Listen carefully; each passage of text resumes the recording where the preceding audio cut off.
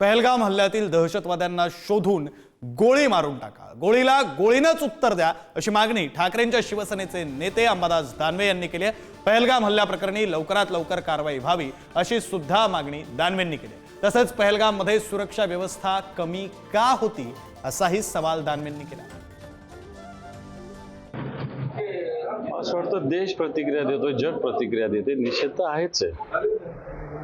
निषेध असताना ज्या पद्धतीनं पाकिस्तानचे अतिरेकी भारतात घुसून त्यांनी अशा पद्धतीनं निष्पाप लोकांचा बळी घेतलेला आहे, त्याला कारवाईला वेळ लागता कामा नये।